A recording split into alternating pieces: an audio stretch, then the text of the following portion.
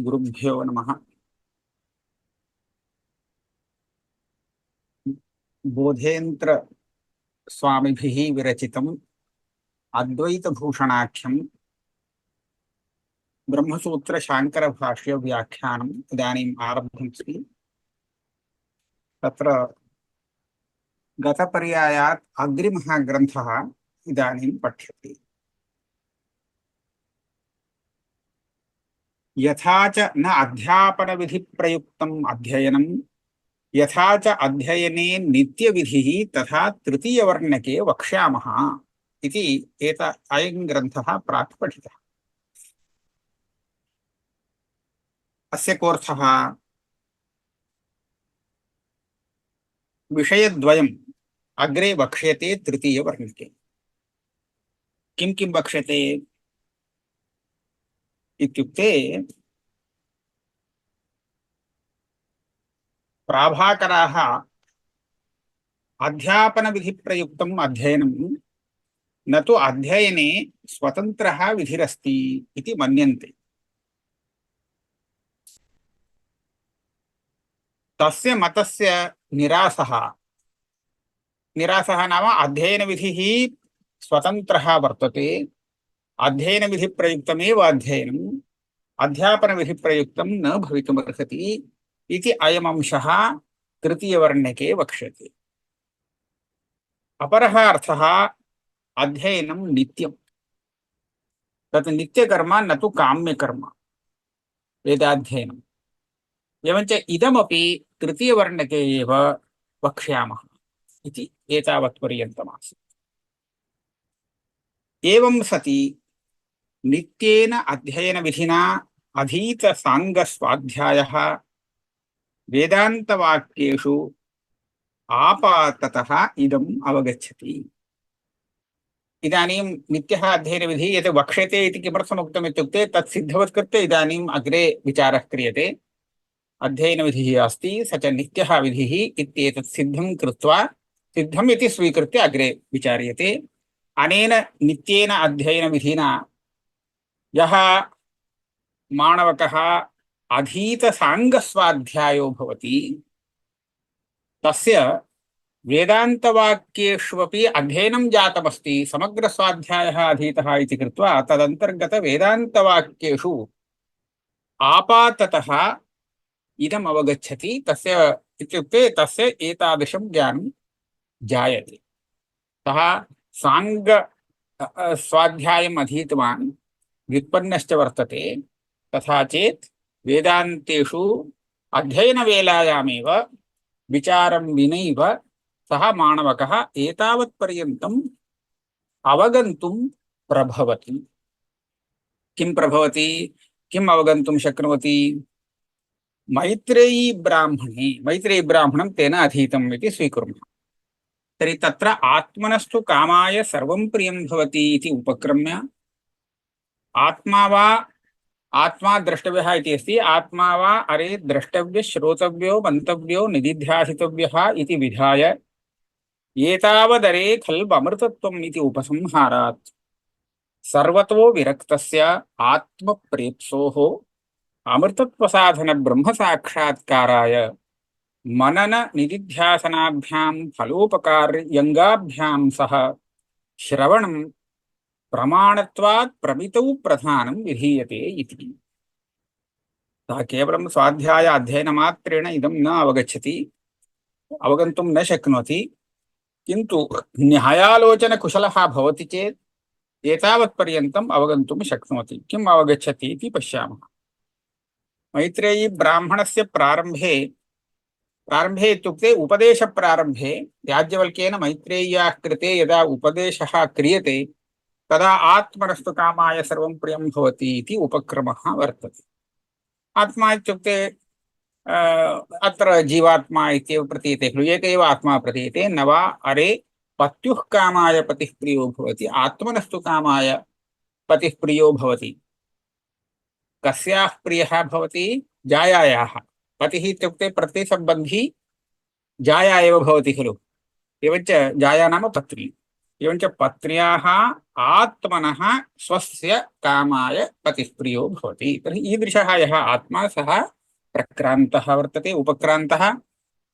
तदनन्तरम् अस्य आत्मनः द्रष्टव्यत्वमुक्तं। दर्शनसाधनत्वेन श्रोतव्यो मन्तव्यो निदिध्यासितव्यः इति त्रयं विहितम्।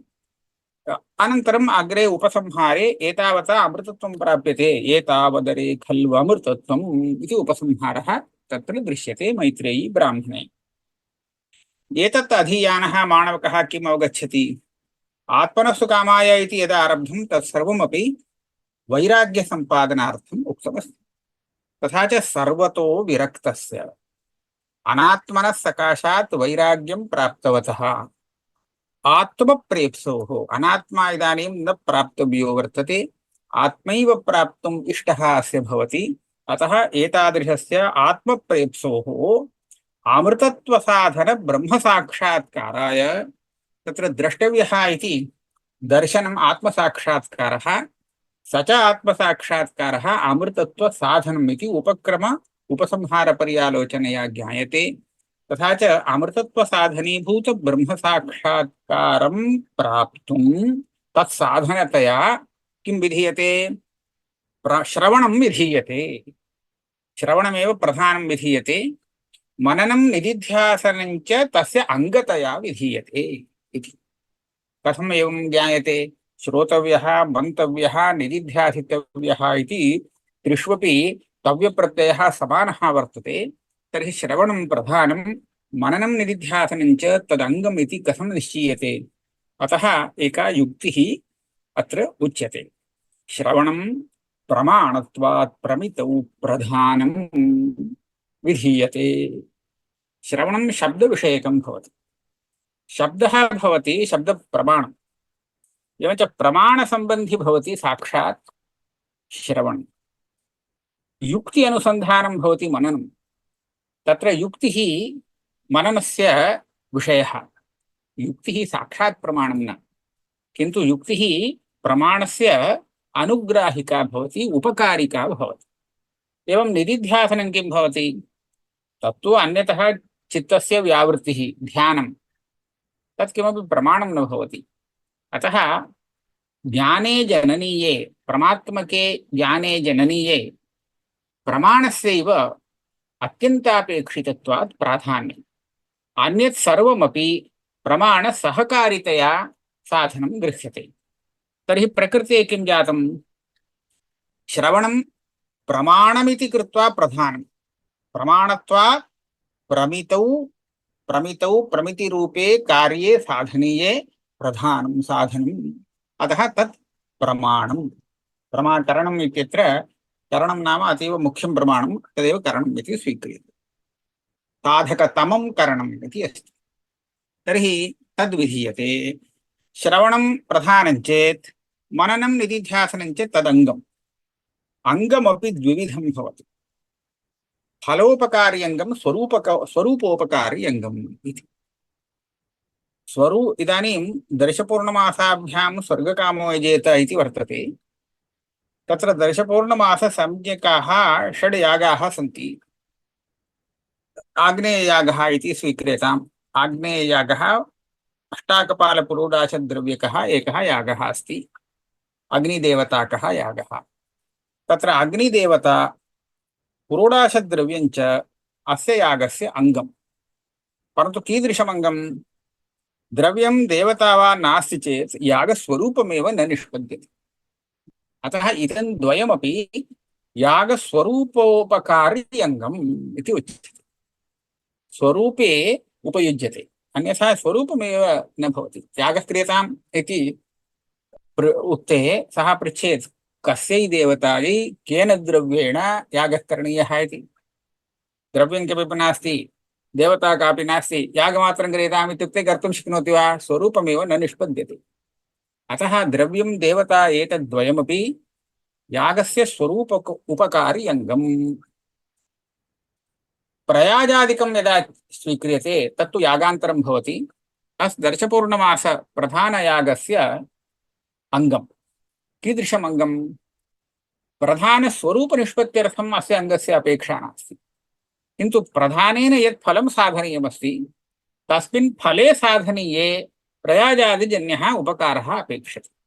तथा च प्रयाजादिरूपं यदङ्गं तत् दर्शपूर्णमासयोः फलोपकारी अङ्गम्। एवञ्च अङ्गं स्वरूपोपकारकं फलोपकारकम् इति द्विविधमस्ति। प्रकृते च श्रवणं प्रति मननं निदिध्यासनं च अङ्गम् इति उच्यमाने श्रवणं प्रति मननं निदिध्यासनं च स्वरूपोपकारी अङ्गं न भवति। मननं निदिध्यासनं च विना श्रवणं तु निष्पन्नं भवति। श्रवणनिष्पत्ति अनन्तरमेव खलु मननं निदिध्यासनं च आयाति। एवञ्च मनननिदिध्यासनयोः ततः प्रागेव श्रवणं निष्पन्नं भवति इति कृत्वा तत् स्वरूपोपकारकत्वं नास्ति। किन्तु श्रवणेन यत् फलम् आत्मदर्शनं सम्पादनीयम् आत्मसाक्षात्काररूपं फलं सम्पादनीयं तस्मिन् फले मनन निदिध्यासनयोः उपकारकत्वम् इति कृत्वा फलोपकार्यङ्गं तद्भवति। तद्वयमपि तदेव उच्यते अमृतत्व आत्मप्रेप्सोः सर्वतो विरक्तस्य आत्मप्रेप्सोः अमृतत्व साधन ब्रह्म साक्षात्काराय मनन निदिध्यासनाभ्यां फलोपकार्यङ्गाभ्यां सह श्रवणं प्रमाणत्वात् प्रमितौ प्रधानं विधीयते। अनन्तरञ्च एतावत् ज्ञातम्। इतः परं तस्य काश्चन जिज्ञासाः भवन्ति। अनन्तरञ्च किं वैराग्यमेव अधिकारिविशेषणम् उत अन्यदपि शमदमादि अत्र विरक्तस्य इति तु ज्ञातं। वैराग्यम् एकम् अस्ति चेत् सः अधिकारी भवति वा अन्यत् किमपि नापेक्षितम् इति वा उत अन्यदपि शमादि शमादिकमपि अधिकारिणः योग्यतासिद्ध्यर्थम् अधिकारसिद्ध्यर्थम् अपेक्षितं वा अथ च तत्रापि किं प्रमाणम् केन विशेषणेन युक्तः अत्र अधिकारी इति अस्माभिः केन प्रमाणेन अवगन्तव्यम्। अधिकारिविशेषणं किं भवति किं न भवति इति ज्ञानार्थं प्रमाणमेव अस्माभिः स्वीकर्तव्यम्। तत्र किं प्रमाणमस्ति इति द्वितीयः संशयः। श्रवणमपि किं दृष्टफलत्वात् यावत् फलोदयम् आवर्तनीयम् उत अदृष्टफलत्वात् न आवर्तनीयम्। श्रवणस्य प्रयोजनं किं भवति इत्युक्ते आत्मसाक्षात्कारः। आत्मसाक्षात्कारः श्रवणेन अदृष्टद्वारा यथा यागेन अदृष्टद्वारा स्वर्गो भवति तद्वत् सम्पाद्यते चेत् तर्हि श्रवणस्य आवृत्तिर्नापेक्षते। एकवारं श्रवणं कृतं चेत् ततः अदृष्टम् उत्पद्यते तेन अदृष्टेन पश्चात् आत्मसाक्षात्कारो भविष्यति। यथा एकवारं स्वर्गार्थं यागे कृते तज्जन्यम् अदृष्टं भवति चेत् जन्मान्तरे स्वर्गलाभः भवति पुनः पुनः यागकरणस्य अपेक्षा नास्ति। तर्हि आवृत्तिर्नापेक्षते। इदं तु अदृष्टफलकत्वे उत दृष्टफलकत्वमस्ति चेत् अवघातः अस्ति। अवघातः इत्युक्ते व्रीहिषु अवघातो विधीयते व्रीहीन् अवहन्ति इति। अवहन्नस्य किं प्रयोजनं तुषविमोकः तण्डुलनिष्पत्तिः प्रयोजनं। तर्हि व्रीहिषु मुसलेन सकृत अवघाते कृते इदं फलं निष्पद्यते वा न निष्पद्यते। बहुवारं कर्तव्यमस्ति। कियत् इति तत्र संख्या नियता नास्ति। यावद्वारम् अवहनने कृते सति फलनिष्पत्तिः दृश्यते तण्डुलानां निष्पत्तिर्दृश्यते। निष्पत्तिर्नाम तुषाणां विमोकः। तुषेभ्यः तण्डुलाः बहिरागच्छन्ति चेत् तावता पर्याप्तम्। अनन्तरम् अवहनं न कर्तव्यम्। एवञ्च इदं यत् अवहननमस्ति अवहननस्य दृष्टं फलं तत् दृष्टफलप्राप्तिपर्यन्तम् आवर्तनीयं। पुनः पुनः अवघातस्य आवृत्तिः करणीया। एवञ्च दृष्टफलकञ्चेत् कर्म तदा फलनिष्पत्तिपर्यन्तम् आवर्तनीयम्। अदृष्टफलकञ्चेत् एकवारं कृत्वा प्रतीक्षा करणीया न आवृत्तिः करणीया। तर्हि अस्यां स्थितौ श्रवणादिकम् आत्मसाक्षात्काराय अत्र यदा विधीयते तदा तत् दृष्टफलकम् इति कृत्वा यावत् दृष्टफलं भवति तावत्पर्यन्तम् आवर्तनीयं वा अथवा अदृष्टफलकं भवति इति कृत्वा सकृत् कृत्वा तूष्णीं स्थातव्यं वा इति सन्देहो जायते। श्रवणमपि किं दृष्टफलत्वात् यावत् फलोदयम् आवर्तनीयम् उत अदृष्टफलत्वात् न आवर्तनीयम् अयमपि संशयः अस्ति। पुनश्च अपरोऽपि संशयः, पूर्वमीमांसया गतार्थम् अगतार्थं वा अत्र यो विचारः क्रियते स सर्वोऽपि विचारः पूर्वमीमांसाशास्त्रप्रदर्शितरीत्या क्रियते। तर्हि तेनैव शास्त्रेण अयं सर्वोऽपि विचारः कृतः एव भवति, तेनैव गतार्थो भवति, पृथक् शास्त्रस्य का आवश्यकता। एवञ्च अस्मिन् शास्त्रे यो विचारः क्रियते स सर्वोऽपि विचारः पूर्वमीमांसया गतार्थः, अथवा पूर्वमीमांसया असाधितः कश्चन विषयः अत्र अस्ति, अतः तत्सिद्ध्यर्थम् अत्र विचारः इदं शास्त्रम् आवश्यकं वा। एवञ्च पूर्वमीमांसया गतार्थम् अगतार्थं वा। गतार्थम् इत्युक्ते अनेन शास्त्रे अर्थशब्देन प्रयोजनम्, अनेन शास्त्रेण विचार्य यत्किमपि फलं सिद्ध्यति, निर्णयात्मकं फलम्, एतत् शास्त्रं विनापि पूर्वमीमांसाशास्त्रविचारेणैव तत्फलं लब्धुं शक्यते चेत् तेन गतार्थं भवति इदं शास्त्रम्। एवञ्च इदम् उत्तरमीमांसाशास्त्रं पूर्वमीमांसाशास्त्रेण गतार्थं वा अगतार्थं वा इत्यपि संशयः अस्ति। किमर्थं बहवः संशयाः प्रदर्श्यन्ते, एते सर्वेपि संशयाः अनेन शास्त्रेण निवर्तनीयाः संशयाः भवन्ति। तथा अपरोऽपि एकः, ब्रह्मज्ञानमपि कर्मसमुचितं मोक्षसाधनम् उत असमुचितं ब्रह्मज्ञानं मोक्षसाधनम् इति अत्र श्रूयते। तत्र कर्मसमुचितं ब्रह्मज्ञानं मोक्षसाधनं भवति वा, केवलं ब्रह्मज्ञानमेव मोक्षसाधनं भवति वा इत्यपि संशयः अस्ति। तस्यापि संशयस्य अनेनैव शास्त्रेण निवृत्तिः भविष्यति, सोऽपि अत्र विचारणीयो विषयः। अनन्तरं तत्रापि किं प्रमाणं, कर्मसमुच्चये वा असमुच्चये वा किं प्रमाणं, ब्रह्मापि किं सविशेषं निर्विशेषं वा। ब्रह्म ब्रह्म इति उच्यते, तत् सगुणं भवति वा निर्गुणं भवति वा सन्देहः एव अस्ति। बहवः वदन्ति निर्गुणं ब्रह्म अस्ति इति, बहवः तन्नास्ति सगुणमेव ब्रह्म वर्तते इति वदन्ति, अतः संशयः भवति। श्रुतौ अपि सगुणतयापि प्रतिपादनमस्ति निर्गुणतयापि प्रतिपादनमस्ति, तर्हि तद्दर्शने सति संशयः भवति। तत्रापि किं प्रमाणं, नाम निर्विशेषमेव स्वीकर्तव्यम् इति किं प्रमाणं, सविशेषमेव स्वीकर्तव्यं चेत् तत्र किं प्रमाणम्, उभयमपि यदा अस्ति कुत्र तात्पर्यं श्रुतेः इत्येतत् अस्माभिः परिशीलनीयं। तदर्थमपि इदं शास्त्रम् आवश्यकम् इति विशेषजिज्ञासुम् उपलभमानो भगवान् बादरायण।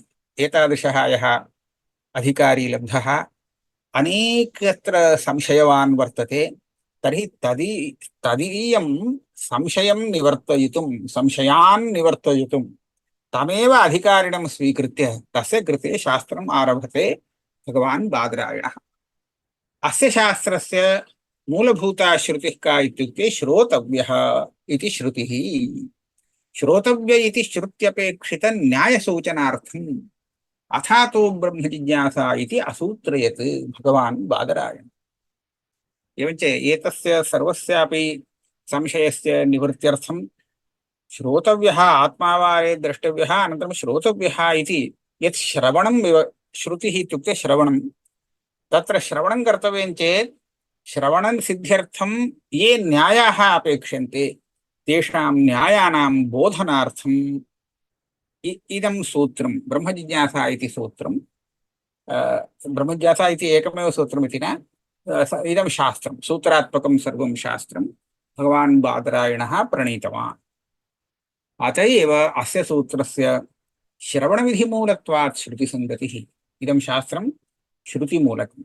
यथा श्रोतव्यः इति यः वेदान्तश्रवणविधिः वर्तते स एव श्रवणविधिः अस्य उत्तरमीमांसाशास्त्रस्य मूलभूतो विधिः।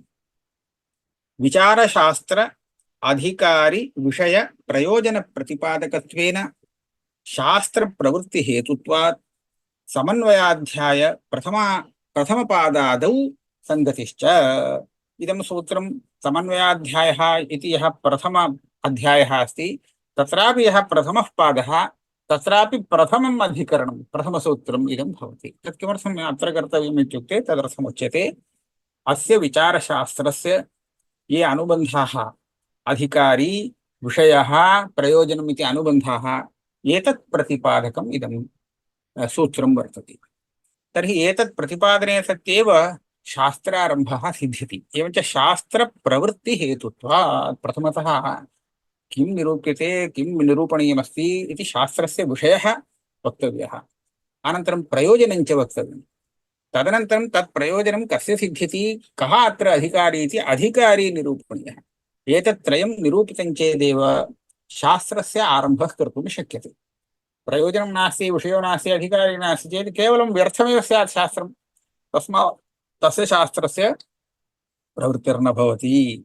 तस्मात् समग्रस्य शास्त्रस्य प्रवृत्त्यर्थम् उपोद्घातरूपेण इदं सर्वमपि निरूपणीयं भवति इति कृत्वा समन्वयाध्यायस्यापि आरम्भे, प्रथमपादस्यापि आरम्भे, सर्वस्य शास्त्रस्य आरम्भे अस्य सूत्रस्य सङ्गतिः वर्तते। ननु इदानीं प्रश्नः अत्र, अस्य शास्त्रस्य श्रवणविधिः मूलमिति उक्तं किल, अस्य सूत्रस्यापि श्रवणविधिरेव मूलम् इति। तदुपरि आक्षेपः। कथं? ननु न अस्य सूत्रस्य श्रवणविधिः मूलम्। श्रवणविधिः मूलम् इति भवता उक्तं, तन्न वक्तुं शक्यते। कुतः? श्रवणे विधेरेव असम्भवात्। श्रवणविधिः इति कोऽपि विधिः न सम्भवति। श्रवणश्रोतव्यः इति अस्ति, परन्तु श्रोतव्यः इति श्रवणे कीदृशो विधिः इति न वक्तुं शक्यते चेत् विधिरेव नास्ति इति भविष्यति। कथं? विधिः त्रिविधः भवति: अपूर्वविधिः, नियमविधिः, परिसङ्ख्याविधिः। एतेषु त्रिषु एकोऽपि विधिः अत्र न भवति चेत् तर्हि अयं विधिरेव न इति वक्तव्यं। श्रवणविधिरेव नास्ति चेत् श्रवणविधिमूलकम् इदं शास्त्रं कथं भवितुमर्हति? नैव भवितुमर्हति खलु। तस्मात् श्रवणे कः विधिः इति निरूपणीयं वर्तते। इदानीं तत्र पूर्वपक्षः आरभ्यते। श्रवणे विधेरेव असम्भवात्। न तावत् अपूर्वविधिः। अपूर्वविधेः उदाहरणं भवति व्रीहीन् प्रोक्षति स्वर्गकामो यजेत। विधिवाक्येन एकस्य फलस्य कृते किञ्चित् साधनं बोध्यते। तत् फलं वा तस्य फलस्य इदं साधनम् इति वा लोके प्रमाणान्तरेण सर्वथा न ज्ञातं चेत् तदानीं तद्बोधकविधिः अपूर्वविधिः इति उच्यते। यथा यागः स्वर्गं प्रति साधनम् इति लौकिकेन प्रमाणेन अवगन्तुं न शक्यते। यदा स्वर्ग एव न ज्ञायते, यागः तस्य साधनम् इति सुतरां न ज्ञायते, अतः यागस्य स्वर्गसाधनत्वबोधकः विधिः अपूर्वविधिः भवति। व्रीहिषु प्रोक्षणं कर्तव्यम् इति विधिना एव ज्ञायते, अन्यथा पुरोडाशनिर्माणार्थम् एवमेव व्रीहीन् स्वीकृत्य अवहननादिकं कुर्यात् इति कृत्वा प्रोक्षणस्य प्राप्तिः नास्ति। अतः सोऽपि अपूर्वविधिः इति मीमांसाशास्त्रे उक्तमस्ति। तर्हि अत्र श्रवणविधिः अपूर्वविधिः इति भवतु वा इत्युक्ते तत्र उच्यते न तावत् अपूर्वविधिः श्रवणविधिः। कुतः? प्राप्तत्वात्। श्रवणस्य श्रोतव्यसाक्षात्कारहेतुत्वस्य गान्धर्वशास्त्रश्रवणे अन्वयव्यतिरेकसिद्धत्वेन विध्यनुपपत्तेः। श्रवणं किमर्थं विधीयते? आत्मसाक्षात्कारार्थं। तस्य किं विषयकश्रवणमिदम्? आत्मविषयकश्रवणम्। आत्मविषयकश्रवणम् आत्मसाक्षात्कारस्य हेतुः। एवं लोके दृष्टमस्ति अन्यत्र समाने स्थले। कुत्र इत्युक्ते इदानीं गान्धर्वशास्त्रं नाम सङ्गीतशास्त्रं यत् अधीयते, नाम तत्र अभ्यासः क्रियते, तेन षड्जादिस्वराणां ज्ञानं भवति। एतादृशशास्त्राभ्यासजन्यसंस्कारः नास्ति चेत् तदा कश्चन गायति, तत् शृणोति कश्चित्, श्रवणे सत्यपि श्रोत्रेन्द्रियेण श्रवणे सत्यपि अयं कं रागं गायति, तत्र कः स्वरः वर्तते, किमपि न ज्ञायते। न ज्ञायते खलु। एवञ्च निषादर्षभगान्धार इत्यादि स्वराः अत्र नैव ज्ञायन्ते। यदि तच्छास्त्र अभ्यासः क्रियते तर्हि ज्ञायते, श्रोत्रे प्रत्यक्षं भवति। एवञ्च गान्धर्वशास्त्रश्रवणं यथा षड्जादिसाक्षात्कारहेतुः तद्वत् आत्मशास्त्रश्रवणम्, आत्मशास्त्रं नाम वेदान्ताः, आत्मशास्त्रश्रवणम् आत्मसाक्षात्कारहेतुः इति वक्तव्यं किल। तथा च एतदर्थं विधिवाक्यं नापेक्षते। स्वयमेव अवगन्तुं शक्यते, लोकतः एव अवगन्तुं शक्यते। तदेव उच्यते अन्वयव्यतिरेकसिद्धत्वेन विध्यनुपपत्तेः। गान्धर्वशास्त्रश्रवणे सति षड्जादीनां विवेकः विवेकेन साक्षात्कारो भवति। एवं वेदान्तश्रवणे सति आत्मनः विवेकेन ज्ञानं भवति इति अन्वयव्यतिरेकाभ्यामेव ज्ञातुं शक्यते इति कृत्वा तत् विधिना बोधनीयो विषयः न भवति, अतः अपूर्वविधिः इति न वक्तुं शक्यते। तदा एतदुपरि कोटिः। ननु तत्र श्रवणत्वेन श्रोतव्यसाक्षात्कारत्वेन न हेतुत्वं, तथा सति धर्मश्रवणस्यापि धर्मसाक्षात्कारहेतुत्वापत्तेः। अत्र एकः दोषः अस्ति, समीचीनतया भवता नोक्तं। गान्धर्वशास्त्रश्रवणं तादृशशास्त्रप्रतिपाद्य षड्जादि स्वरसाक्षात्कारहेतुः इति अस्ति। तत्र केवलं श्रवणत्वं, केवलं श्रोतव्यार्थसाक्षात्कारः अकारत्वम् अनेन रूपेण हेतुहेतुमद्भावः नास्ति, कार्यकारणभावो नास्ति। नाम यद्यत् शास्त्रं तद् तत्तत् नाम शास्त्रस्य श्रवणं, यद्यत् शास्त्रश्रवणं, यत् शास्त्रश्रवणं तत् तद्विषयकसाक्षात्कारहेतुः इति यदि व्याप्ति स्यात् तर्हि गान्धर्वषड्जादिप्रतिपादक गान्धर्वशास्त्रश्रवणं यथा षड्जादिसाक्षात्कारहेतुः तथा आत्मप्रतिपादक उपनिषच्छास्त्रश्रवणम् उपनिषत् प्रतिपाद्य आत्मसाक्षात्कारहेतुः इति भवेत्। परन्तु एवं नियमो नास्ति। कुतः? धर्मप्रतिपादकशास्त्रश्रवणमस्ति, तेन धर्मसाक्षात्कारस्तु न भवति। अतः यद्विषयकशास्त्रश्रवणं तत् तद्विषयकसाक्षात्कारहेतुः इति व्याप्तिर्नास्ति। ननु तत्र श्रवणत्वेन श्रोतव्यसाक्षात्कारत्वेन न हेतुत्वम्, एवं कार्यकारणभावः तत्र नास्ति। तथा स्वीकारे किं स्यात्? तथा सति धर्मश्रवणस्यापि धर्मसाक्षात्कारहेतुत्वापत्तेः। धर्मशास्त्रश्रवणस्य धर्मसाक्षात्कारहेतुत्वं स्यात्, परन्तु तन्नास्ति। किन्तु गान्धर्वशास्त्रश्रवणत्वेन षड्जादिसाक्षात्कारत्वेन विशिष्य हेतुहेतुमद्भावः। गान्धर्वशास्त्रश्रवणं षड्जादिसाक्षात्कारहेतुः, तत् समीचीनं। परन्तु आत्मशास्त्रश्रवणम् आत्मसाक्षात्कारहेतुः इति तेन न सिद्ध्यति।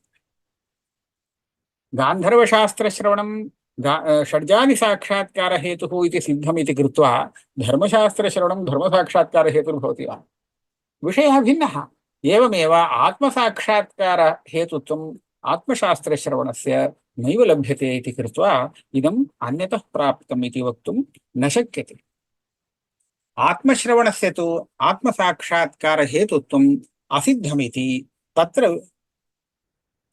अतः तद्बोधनार्थं तत्र विधिः अर्थवान् इति चेत् इतः प्राक् अपूर्वविधिः तत्र न सम्भवति, प्राप्तत्वात् इति आक्षेपः कृतः खलु। तत्र तथा नैव प्राप्तः, अतः तत्प्रापकत्वेन विधिः सार्थकः। यतः सामान्यतः तद्विषयकशास्त्रश्रवणं तच्छास्त्रप्रतिपाद्यार्थसाक्षात्कारजनकम् इति व्याप्तिर्नास्ति। एवञ्च आत्मशास्त्रश्रवणस्य आत्मसाक्षात्कारहेतुत्वं विधिना एव बोधनीयं, न अन्येन केनापि अन्वयव्यतिरेकादिना प्राप्तमिति कृत्वा अप्राप्तार्थकत्वात् अयम् अपूर्वविधिः भवितुमर्हति। तत्र विधेः सार्थक्यमस्ति इति चेत् न योग्यश्रोतव्यसाक्षात्कारत्वेन श्रवणत्वेन हेतुत्वात्। अयं किञ्चित् परिष्कारं करोति। यद्यपि श्रवणत्वेन श्रोतव्यार्थसाक्षात्कारत्वेन कार्यकारणभावः न वक्तुं शक्यते। यद्यत् श्रवणं तत्तत् श्रोतव्यार्थसाक्षात्कारहेतुः इति न वक्तुं शक्यते।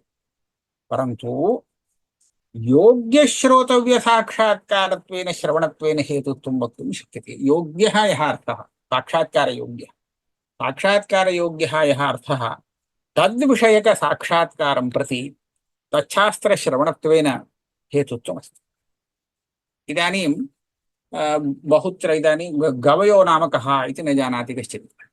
तर्हि गवयस्य निरूपणपरं किञ्चित् प्रमाणं लब्धं, नाम शास्त्रं लब्धम् इति स्वीकुर्मः। तच्छास्त्रं पठित्वा अनन्तरम् अयमेव गवयः इति गवयं पश्यति। तर्हि गवयत्वेन गवयसाक्षात्कारं प्रति तच्छास्त्रश्रवणं तल्लक्षणादिज्ञानं हेतुः इति वर्तते। परन्तु योग्यः इति कृत्वा योग्यः यः अर्थः साक्षात्कारयोग्यः यः अर्थः श्रोतव्यः अर्थः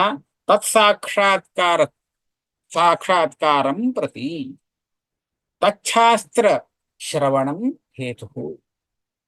अत्र कार्यतावच्छेदकं योग्य श्रोतव्य साक्षात्कारत्वं कारणतावच्छेदकं तच्छास्त्र श्रवणत्वम् एवञ्च श्रवणत्वेन योग्य श्रोतव्य साक्षात्कारत्वेन हेतुत्वात्। एवं नियमः उच्यते चेत् धर्मशास्त्र श्रवणेन धर्म साक्षात्कारापत्तिः वार्यते। यथा धर्मस्य साक्षात्कार अयोग्यत्वात् योग्य साक्षात्कारः इति तत्र नास्ति, अतः तत्र क्लेशो नास्ति। आत्मनि तु क्लेशो नास्ति, यतः आत्मनस्तु योग्यत्वमस्ति साक्षात्कार योग्यत्वम्। अतः आत्मविषयक शास्त्रश्रवणस्य आत्मसाक्षात्कार हेतुत्वं भवति। अतः लोकतः प्राप्तमस्ति एतादृशनियमबलात्। नियमः नाम व्याप्तिः।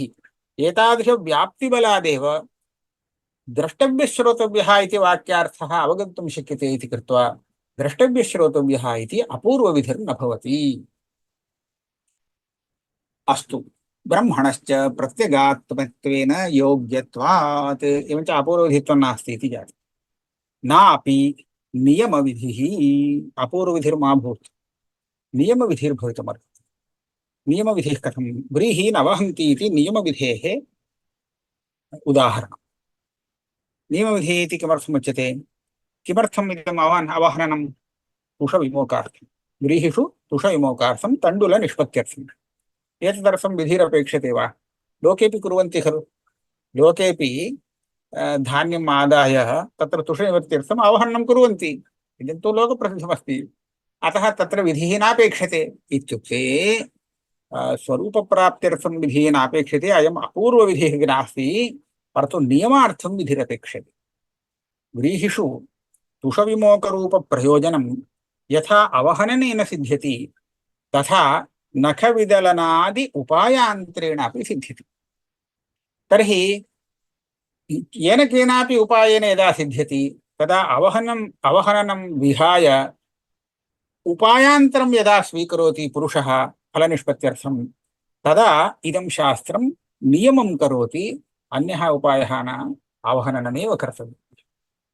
एवञ्च अवघातं विना उपायान्तरस्य प्राप्तौ अवघातस्य अप्राप्तिर्भवति। तस्यां दशा इदमेव पाक्षिकी अप्राप्तिः इति उच्यते। तस्यां दशायाम् अवघातस्य विधायकम् इदं वाक्यम् अवघातविधिवाक्यं नियमवाक्यम् इति उच्यते, नियमविधिः। तर्हि तद्वदत्रापि आत्मा श्रोतव्यः, आत्मा द्रष्टव्यश्रोतव्यः इति श्रवणस्य नियमविधिः भवितुम् अर्हति इति अग्रे शङ्का। तदा उच्यते नापि नियमविधिः। विकल्पेन साधनद्वयप्राप्तौ नियमविधिः न च औपनिषदात्मज्ञाने साधनान्तरं प्राप्तम्। नियमविधेयः खण्डनं कथं क्रियते पूर्वपक्षिणा? इत्युक्ते यत्र साधनद्वयम् एकस्य फलस्य भवति तदा इदं साधनं गृह्यते चेत् तत् साधनम् अप्राप्तं, तत् गृह्यते चेत् इदम् अप्राप्तम् इति पाक्षिक अप्राप्तिः आयाति। तुषविमोकरूपं फलं प्रति अवघातः एकं साधनम्, अन्य उपायान्तरं नखविदलनादिकम् अपरं साधनम् इति अस्ति। यदा नखविदलनादिकं क्रियते तदा अवघातस्य प्राप्तिर्नास्ति, यदा अवघातस्थः क्रियते तदा नखविदलनादेः प्राप्तिर्नास्ति। तर्हि अस्यां दशायां नाम साधनद्वयं यत्र ज्ञातमस्ति एकस्य फलस्य कृते तत्रैव नियमविधिः सार्थकः, एवमेव कर्तव्यम् इति। प्रकृते औपनिषदात्मज्ञाने इति उक्तम्। औपनिषद इति कथनात् उपनिषदेकवेद्यः अयमात्मा। तर्हि उपनिषदा एव ज्ञातुं शक्यते खलु, अनेन प्रमाणेन न ज्ञातुं शक्यते। यस्मात् अयम् औपनिषदः आत्मा, तर्हि उपनिषत्प्रमाणेनैव एकेन ज्ञातुं शक्यते इति कृत्वा तज्ज्ञाने साधनान्तरं नाम प्रमाणान्तरं लौकिकं वैदिकं वा अन्यत् नैव प्राप्तमस्ति। तर्हि तस्य साधनद्वयस्य प्राप्तौ सत्याम् इदमेव साधनं कर्तव्यम् इति नियमः क्रियते। श्रवणमेव कर्तव्यम् इति कथं? श्रवणातिरिक्तं श्रवणेन सह अपरं किञ्चित् साधनं नैव प्राप्नोति। तर्हि नियमविधिः इत्यपि वक्तुम् अत्र अवकाशः नास्ति। तदा प्रश्नः भवति, अत्र नियमविधिं वयं साधयितुं प्रयतामहे। कथं प्रयत्नं कुर्मः? नियमविधिर्भवतु। ननु लौकिक आत्मज्ञाने साधनान्तरम् अन्तःकरणं प्राप्तमेव नखविदलनादिवत्। अहमस्मीति ज्ञानमस्ति खलु, अस्मीति आत्मज्ञानमेव इदम्। इदम् आत्मज्ञानं केन प्रमाणेन भवति इत्युक्ते मनसा भवति इति नैयायिकादयः भवति, अन्तःकरणेन भवति। तर्हि अन्तःकरणम् एकं साधनमस्ति आत्मदर्शनार्थम्। इदानीं श्रोतव्यः इति वेदान्तश्रवणम् अपरं साधनं। तर्हि द्वयोः साधनयोः प्राप्तिरस्ति आत्मदर्शने। तत्र अन्तःकरणस्य उपयोगः न करणीयः, श्रवणमेव कर्तव्यम् इति श्रवणनियमविधिः अनेन क्रियते इत्यस्तु इति इतः परं शङ्का। ननु लौकिक आत्मज्ञाने साधनान्तरम् अन्तःकरणं प्राप्तमेव नखविदलनादिवत् इति तत्र नियमविधिः सम्भवति इति अग्रे। न च यत्र नियमविधिः तत्र वस्तुतः साधनान्तरप्राप्त्या भवितव्यम् इति। अपूर्वीयव्रीहौ नखविदलनादि साधनान्तर अप्राप्तौ व्रीही न वहन्ति इत्यपि नियमविधिर्न स्यात् इति चेत् अत्र एतावत्पर्यन्तम् एकः भागः जातः। नखविदलनादिवत् अन्यत् साधनम् एकं प्राप्तमिति कृत्वा तत्र नियमविधिः भवितुमर्हति इति उक्तं किल। एतदुपरि अस्माभिः एका शङ्का मध्ये योजनीया, ततः परम् अग्रिमग्रन्थः योजनीयः। एवं भवति। तुषविमोकं प्रति अनेकं साधनं सम्भवति। व्रीहिषु तुषविमोक रूपफलसिद्ध्यर्थम् अनेके उपायाः भवितुम् अर्हन्ति। परन्तु औपनिषद आत्मज्ञाने तस्य ज्ञानार्थम् अन्ये अनेके उपायाः कथं भवितुमर्हन्ति? औपनिषद इति उक्तं किल, उपनिषदे एकवेद्यं खलु तत् तत्त्वं। तर्हि उपनिषद् अतिरिक्तं किमपि साधनं न प्राप्नोति। एवञ्च अन्तःकरणस्य कथं तत्र प्राप्तिः? प्राप्तिरेव नास्ति। द्वयोः साधनयोः यदा प्राप्तिः तदा एव खलु नियमविधिः। अत्र साधनान्तरं नास्ति एव, तर्हि नियमविधिः कथं वक्तुं शक्यते? साधननियमेन, एकस्य साधनस्य नियमकरणेन साधनान्तरस्य व्यावृत्तिर्जायते नियमविधौ। तर्हि श्रवणमेव वेदान्तश्रवणमेव कर्तव्यम् इति यदा नियमविधिः क्रियते, तर्हि वेदान्तश्रवणातिरिक्तम् आत्मज्ञानसाधनं तेन व्यावर्त्यते इति वक्तव्यम्। परन्तु औपनिषद आत्मज्ञाने वेदान्तातिरिक्तं किञ्चित् प्रमाणमेव न पृथक्तम् इति कृत्वा कथं नियमविधिः वक्तुं शक्यते इति एकः आक्षेपः। तस्य आक्षेपस्य समाधानम् उच्यते। यद्यपि तस्य औपनिषद आत्मज्ञानस्य वस्तुतः साधनान्तरं नास्त्येव, उपनिषदतिरिक्तं साधनान्तरं नास्त्येव, परन्तु लोके पुरुषस्य प्रवृत्तिः भ्रान्त्यापि भवितुम् अर्हति। लोके यदि पुरुषः औपनिषद आत्मज्ञानस्य अन्तःकरणप्रणिधानमेव साधनम् इति अवगच्छति, भ्रान्त्यापि अवगच्छति चेत् सः तत्र प्रवर्तितुं शक्नोति। वस्तुतः यत् साधनं तत्प्राप्तावेव नियमविधिः इति नियमो न। भ्रान्त्या अस्यैव साध्यस्य कृते साधनान्तरं प्राप्तं चेदपि तद्व्यावर्तनेनापि नियमविधिः अस्माभिः दृष्टः अस्ति। कुत्र दृष्टः अस्ति इत्युक्ते वर्षपूर्णमास अपूर्वसम्बन्धिव्रीहिषु खलु व्रीही न वहन्ति इति शास्त्रेण अवघातनियमः क्रियते। सामान्यतः सर्वेषु अस्माकं भोजनार्थं उपयुज्यमानेषु व्रीहिषु अवघननियमः न क्रियते, किन्तु यागे उपयुज्यमानाः याः व्रीहिव्यक्तयः, नाम यैः व्रीहिभिः पुरोडाशनिर्माणं कर्तव्यमस्ति, पुरोडाशेन यागः कर्तव्यः, तेष्वेव व्रीहिषु अवहननियमः क्रियते।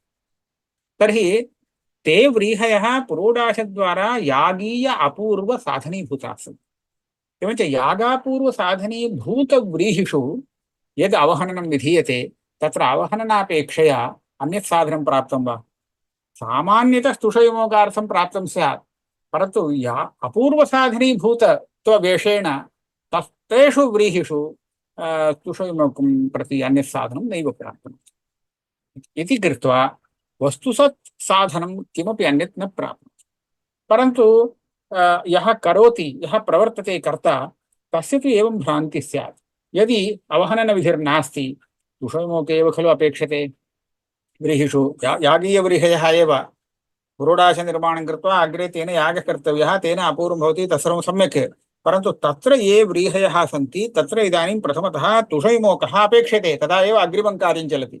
एवञ्च तुषविमोकसिद्ध्यर्थं किं साधनम् इति अपेक्षायाम् अनेके उपायाः सन्ति। स्वयमेव यदा उपाये प्रवर्तते तदा नखविदलनादिकमपि प्राप्नोति। अतः नखविदलनादिकं तु तत्र वस्तुतः साधनं न भवति, अपूर्वीयव्रीहिषु न भवति खलु तत्।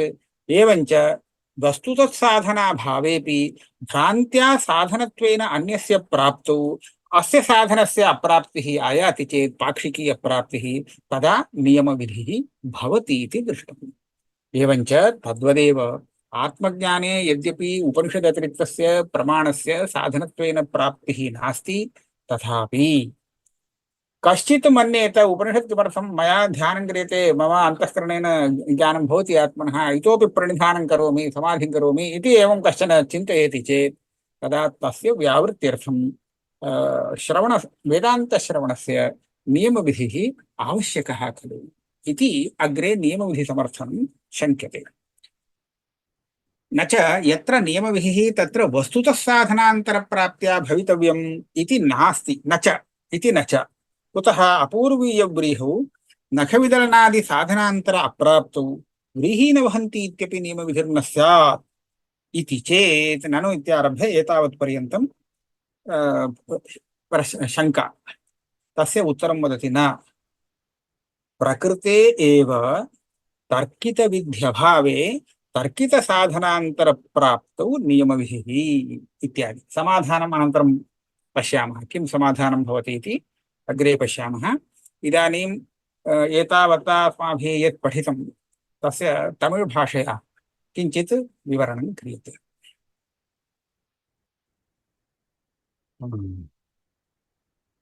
இப்போ சொன்ன விஷயத்தை சுருக்கமா தமிழ்ல சொல்றேன். இங்க எங்க ஆரம்பிச்சோம்னு சொன்னா, இந்த அத்தியன விதி இருக்கும் இல்லையோ, வேதாத்தியனம் பண்ணணும்னு விதி, இந்த விதி நித்திய விதின்னு ஒண்ணு. நித்தியம்னா காமியம் இல்லை, வேண்டா பண்ணிக்கலாம் இல்லாட்டா வேண்டாங்க அப்படி இல்லை, பண்ணியே ஆகணும், சந்தியாவந்தன விதி மாதிரி இது நித்திய விதி அப்படின்னு ஒண்ணு. அதே சமயத்துல அத்தியன விதின்னு ஒண்ணு உண்டு, அது இல்லைன்னு ஒருத்தன் சொல்றான்.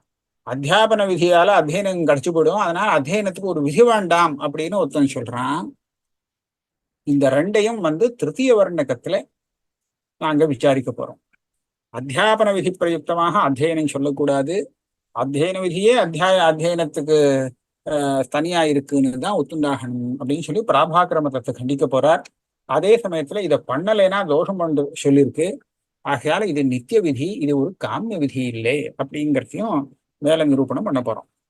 மேலனா 3வது வர்ணகத்துல, இதே அதிகரணத்துல. அதனால என்ன ஆச்சுன்னா, இந்த நித்திய சுவாத்தியாய விதினா ஒருத்தன் வேதாத்தியனம் பூரா முடிச்சிருக்கான், அதீத சாங்க சுவாத்தியாய அங்கங்களோடு சேர்த்து அவன் அத்தியனம் பண்ணி முடிச்சுட்டான். அப்ப அவன் படிச்ச வேதாந்தத்துல இந்த மாதிரி வாக்கியங்கள்லாம் வருது. ஆத்மனஸ்து காமாய சர்வம் பிரியம் மைத்ரேயி பிராமணா அங்க வருது. அவன் படிக்கிறான், இந்த மாதிரிலாம் இருக்கே, அவன் மனசுல கொஞ்சம் அர்த்தம் புரியுறதோ இல்லையோ. அப்ப என்ன பாக்குறான், அவன் புத்திரவன் பாக்குறான், நடுப்பரை பாக்குறான், முடியர்ச்ச பாக்குறான். அதெல்லாம் அந்த வாக்கியங்களை பார்த்தா அவனுக்கே இந்த மாதிரி அதுல இருந்து ஒரு அர்த்தம் புரிஞ்சு போயிடுறது. என்ன புரிஞ்சு போறதுன்னா, அனாத்ம விஷயத்துல வைராக்கியம் உள்ளவனுக்கு, அதாவது ஆத்மாவை அடையறதுக்கு அமிர்தத்துவம், அதாவது மோட்சத்தை அடையணும் அப்படின்னு சொன்னா அதுக்கு சாதனமான பிரம்மசாட்சா்காரம் ஏற்படணும். அப்பேற்பட்ட அந்த பிரம்மசாட்சா்காரத்துக்கு சாதனமாக சிரவணம், அதுக்கு அங்கமாக மனனம் நிதித்தியாசனம், இந்த ரெண்டும் விதிக்கப்படுறது. இந்த சிரவணம் தான் பிரதானம், மனனம் நிதித்தியாசனம் அங்கம்ங்கிறத எப்படி கண்டுபிடிச்சா? ஏன்னா 3 தான் அங்க இருக்கு, ஸ்ரோதவியா மந்தவியா நிதித்தியாசித்தவியா. இதுல சிரவணம் பிரதானம், பாக்கி 2 அதுக்கு அங்கம்னு போட்டிருக்காங்க அப்படின்னு கேட்டா அதுக்கு ஒரு சின்ன யுக்தியை கையாளர். சிரவணங்கிறது நேரடியாக வேதாந்த வாக்கியத்தோடு சம்பந்தப்பட்டது. வேதாந்த வாக்கிய சிரவணம் தானே பண்ண போறான், விசாரம். வாக்கியம், வேதாந்த வாக்கியங்கிறது சப்த பிரமாணம், ஆத்மாவை போதிக்கக்கூடிய சப்த பிரமாணம்.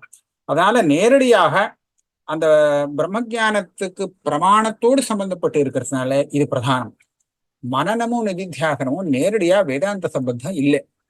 அது யுக்தியை சொல்றது, யுக்தி அனுசந்தானம் மனனம், அப்புறம் பேசாம தியானத்துல உட்கார்றதுங்கிறது இது நிதித்தியாசனம்.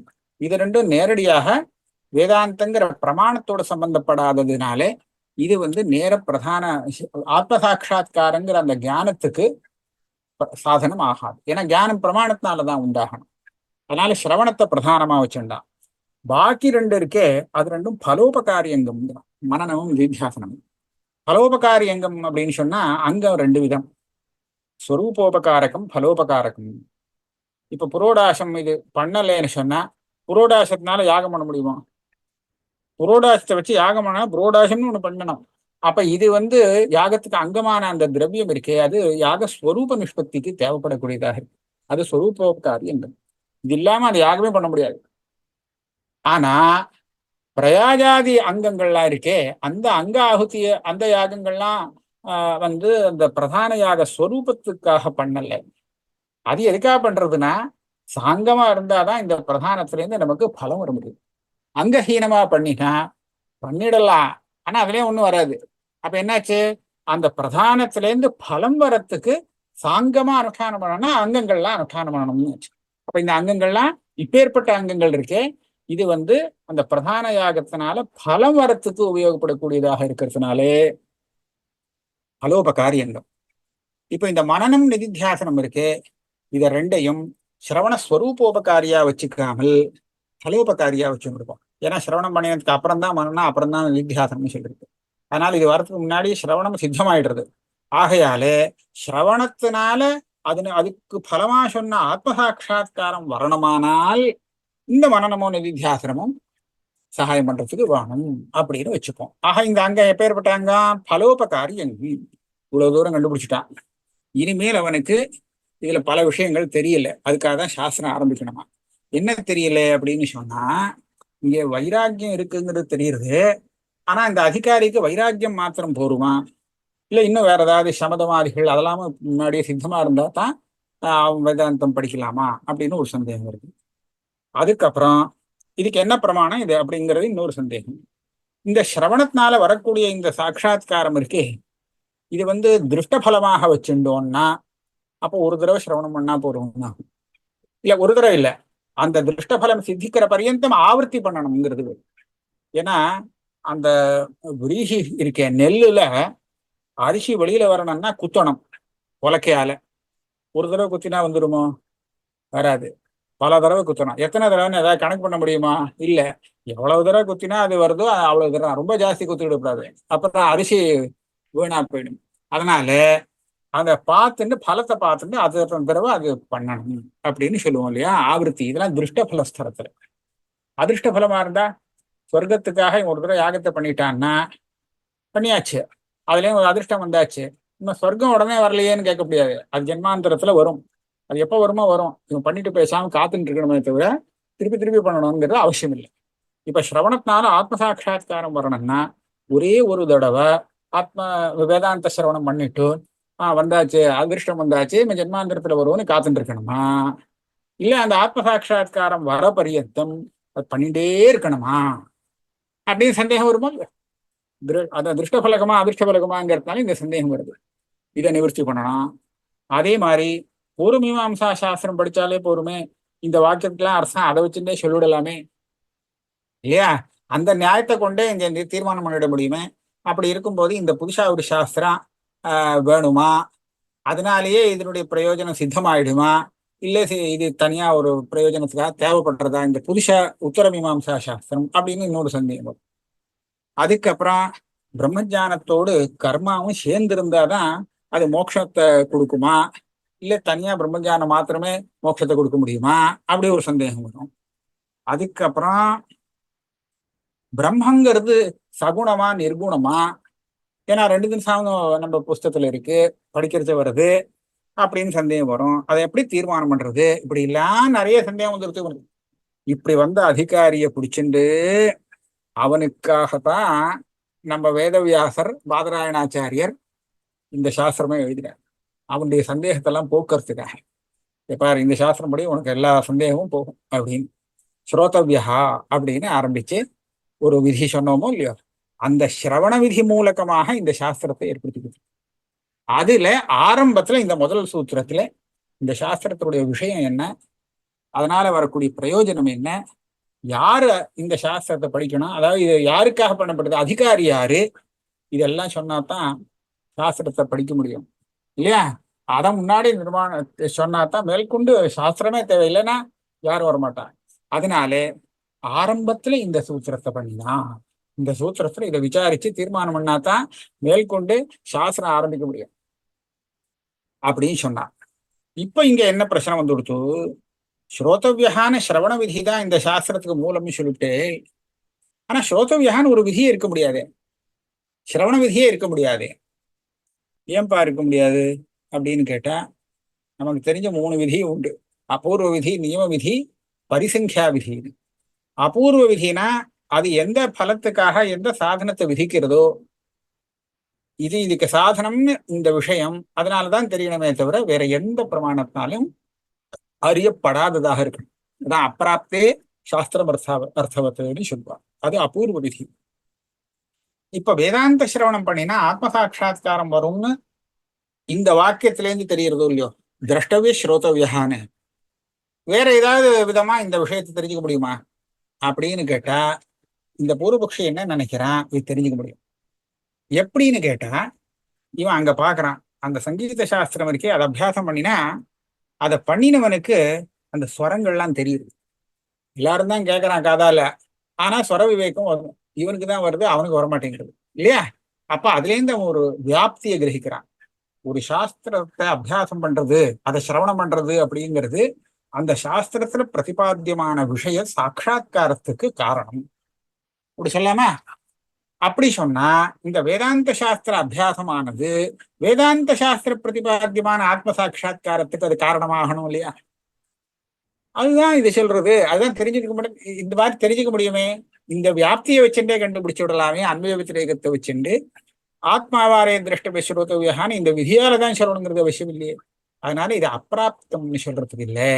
அதனால இது அபூர்வ விதியாக வச்சுக்க முடியாது. அப்ப கேட்டா, நீ சொன்ன வியாப்தி தப்புப்பா.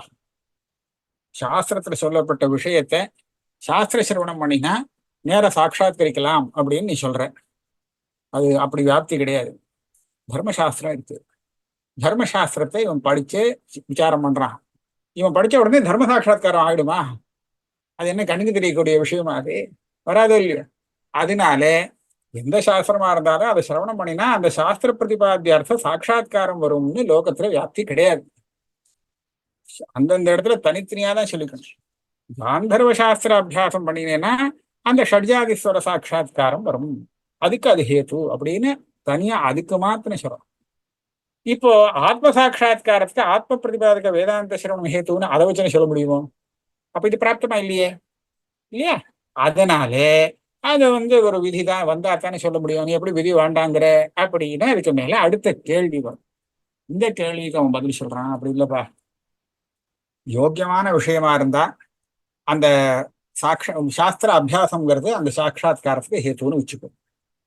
காந்தர்வ சாஸ்திரம்னு தனியா வச்சுக்க வேண்டாம். குறிப்பிட்டு யோக்கியமான சிரவண சாட்சா்கார யோக்கியமான ஒரு விஷயத்தை போதிக்கக்கூடிய ஒரு சாஸ்திரம், அந்த சாஸ்திர சிரவணம் பண்ணினா அந்த சாஸ்திரார்த்தம் அந்த விஷயம் நமக்கு சாட்சா்காரம் வரும். அதுக்கு இது இந்த சிரவணம் ஹேது அப்படின்னு வச்சுக்கோ. இப்ப தர்மசாஸ்திரத்துல விபச்சாரம் போயிடும், அதுல தோஷம் இல்லை. ஏன்னா தர்மம் கண்ணுக்கு தெரிய விஷயம், சாட்சா்கார யோக்கிய விஷயம் கிடையாது. அதனால சாட்சா்கார யோக்கிய விஷயத்தை சொல்லக்கூடிய சாஸ்திரத்தை அபியாசம் பண்ணினா அந்த விஷய சாட்சா்காரம் நமக்கு கிடைக்கும். அதுக்கு இந்த அபியாசம் ஹேத்துன்னு நான் வியாப்தியை கிரகிச்சுட்டேன்னா, இப்போ ஆத்மாவும் அப்படித்தானே இல்லையா? அது யோக்கியமான விஷயம் தானே. அதனால ஆத்மாவை சொல்லக்கூடிய அந்த சாஸ்திர சிரவணம் பண்ணினோம்னா ஆத்ம சாட்சா்காரம் வரும்னு கண்டுபிடிச்சிடலாம் இதை வச்சுட்டு. அப்ப எதுக்காக இந்த விதி வாக்கியம்? இது அபூர்வ விதின்னு சொல்றதுக்கு இல்லை அப்படி. அப்போ சொன்னா சரி வேண்டாம், விட்டுருவது. அபூர்வ விதின்னு வச்சுக்க வேண்டாம், நியம விதின்னு வச்சுக்கோ. ஒரு பலத்துக்கு இதுவும் சாதனம் அதுவும் சாதனம்.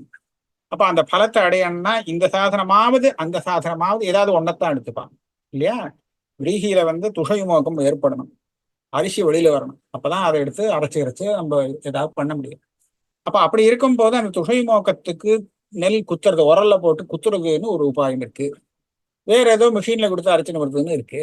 ஓடுனா நகத்தினால உரிச்சு விடுறதுன்னு ஒரு உபாயம். இப்படி பலவிதமான உபாயம் இருக்கிறச்சே இந்த விரீகியின் அவஹந்தி அப்படின்னு தர்சபூர்ணமாக பிரகரணத்துல உள்ள இந்த இந்த விதி இருக்கே, இது என்ன பண்றதுன்னு சொன்னா வேற உபாயம் பண்ணக்கூடாது, அவகாசம் தான் பண்ணணும்னு நியமம் பண்றது. அந்த நியமத்துக்கு பிரயோஜனம் இருக்கலாம். அதே மாதிரி இந்த ஆத்மாவை தெரிஞ்சுக்கிறதுக்கு பல உபாயங்கள் இருக்கும்போது வேதாந்த சிரவணம் பண்ணி தான் ஆத்மாவை தெரிஞ்சுக்கணும்னு நியம விதியா இதை வச்சுக்கலாமே. அபூர்வ விதியை வேண்டாம் விட்டுருவோம். ஆனா நியம விதியா வச்சுக்கலாமே. அப்போ கேள்வி வருது, நியம விதிக்கு கூட ரெண்டு சாதனம் வந்தா தானே ஒரு சாதனத்தை நியமம் பண்ணலாம் இல்லையா? இந்த ஆத்மாவும் ஔபனிஷத ஆத்மான்னு சொல்றேன். உபனிஷத்துனால மாத்திரம் தெரியக்கூடிய ஆத்மா. அப்ப உபனிஷத்தை விட்டா வேற விதமா இதை தெரிஞ்சுக்கிறதுக்கு ஒண்ணும் இல்லவே இல்லை. அப்ப இதை தெரிஞ்சுக்கிறதுக்கு ரெண்டு சாதனம் பிராப்தியாகி அந்த ரெண்டுல ஒன்ன நியமப்படுத்துறது இந்த நியம விதியானது அப்படின்னு நீ நியம விதியை என்னவா சொல்ல முடியும் இல்லையா? அப்படின்னு ஒரு கேள்வி வரும். இந்த கேள்விக்கு அந்த பூர்வபக்ஷினா அதுக்காக கவலைப்படாத, நான் நியம விதி சொல்ல முடியும். நியம விதி ஸ்தலத்துல வாஸ்தவமான சாதனமே பிராப்தமாகணும்னு இல்லை. இந்த பண்றானே கர்த்தா, அவனுக்கு பிராந்தியா இது பண்ணினா அது வரும்னு ஒரு பிராந்தியா பிராப்த சாதனத்தை வச்சுட்டு கூட நியம விதி உண்டு. இல்லேட்டா விரீஹீன வகந்தி கூட நியம விதி ஆக முடியாது. ஏன் அப்படின்னு கேட்டா எல்லா விரீகிலையும் அவகனம் தான் பண்ணணும்னு அதை கூட நியமம் பண்ணல. அந்த யாகத்துக்கு உண்டான விரீகில மாத்திரம்தான் சொல்லியிருக்கு அவகனம் பண்ணணும்னு நியமம் இல்லையா? எல்லாத்துலயும் அவகனம் தான் பண்ணணும்னு சொன்னா அது சிரமமா போயிடும். ஆகையால இப்ப யாக சாதனி பூத விரீகிக்கு அவகனம் தான் அப்படிங்கிற விஷயம் தெரியுமா முன்னாடியா இருக்காது. அல்லது அவகனனத்தை தவிர்த்து வேற உபாயம் பண்ணினாலும் யாக சாதனமாக அது ஆகும், அது அபூர்வத்தை உண்டு பண்ண முடியும் இந்த விரீகி அப்படின்னு தெரியுமோ? தெரியாத விஷயம்தான். ஆனா இவன் பண்றவன் என்ன நினைப்பான், விரீகிதான் இருக்கு, எனக்கு புரோடாசம் பண்ணணும், இதுல இருந்து உரிச்சு வெளியில அரிசி வந்தாதான் இதை அரைச்சு மாவாக்கி புரோடாசங்கள்லாம் பண்ண முடியும். அப்படி எப்படியாவது ஒரு துஷவிமோகம் பண்ணி ஆகணும். என்ன பண்ணலாம்? இந்த விதி இல்லாட்டா அவன் ஒரு சமயம் அவகானம் பண்ணுவான், இல்லைன்னா வேற நிமிஷா அவன் அரைச்சிட்டு வந்துடுவான் இல்லையா? அப்படியாக பல உபாயம் பிராப்தி இருக்கு. அவன் இதை யோசிக்க மாட்டான், இது அபூர்வீய சாதனம் ஆமா அப்படின்னு பார்க்க மாட்டான். ஆக அது வாஸ்தவமா அந்த அவகனநாதிரிக்த சாதனம் அங்க கிடையாதுதான். ஆனாலும் தெரியாத நிலையில ஒரு பிராந்தியால பிராப்தி வருது, அதை நிவர்த்தி பண்ணி அந்த அவகாதத்தை நியமம் பண்றதுன்னு நம்ம சொல்றோம். அதே மாதிரி இந்த ஆத்மாவை உபனிஷத் சொல்லி கொடுக்கக்கூடிய ஆத்மஸ்வரூபத்தை தெரிஞ்சுக்கிறதுக்கு நிஜமா பார்த்தா உபனிஷத்து ஒண்ணுதான் சாதனம், வேற எதுவும் சாதனம் ஆக முடியாது. ஆனா இந்த விஷயம் இவனுக்கு தெரியாது. இவன் என்ன பண்றான், ஆத்மா தானே நமக்கே தெரியறதே, மனசனால தெரியறதே. அவெல்லாம் சொல்றாள ஆத்ம மானச பிரத்யக்ஷம் அப்படின்னு. அப்ப அந்த அந்தகரணம் வரைக்கே நமக்கு மனசு, அதை கொஞ்சம் நன்னா சமாதி எல்லாம் கொடுத்து பலப்படுத்தி வச்சிருந்தோம்னா அந்த ஆத்மஸ்வரூபத்தை நம்ம பார்க்க முடியும் அப்படின்னு நினைப்பான். அதுக்கு அதுல பிரவர்த்திப்பான் இல்லையா? அப்படி இருக்கும்போது அதெல்லாம் பண்ணக்கூடாது, ஆத்ம தரிசனம் பண்ணா நீ வேதாந்த சிரவணம் தான் பண்ணணும் அப்படின்னு நியம விதி பண்றது இது சொல்லலாமே. ஆக இந்த விதத்துல நியம விதி சொல்லலாமே அப்படின்னு வந்தது. பூர்வபக்ஷி இதை நிராகரணம் பண்ணணும். இல்லை, இதுவும் சரியில்லை, வீஹீன வகந்தியில சரிதான், ஆனா ஆத்ம விஷயத்துல அதுவும் சொல்ல முடியாதுன்னு சொல்லணும். அந்த அந்த பாகத்தை நாம அடுத்த கிளாஸ்ல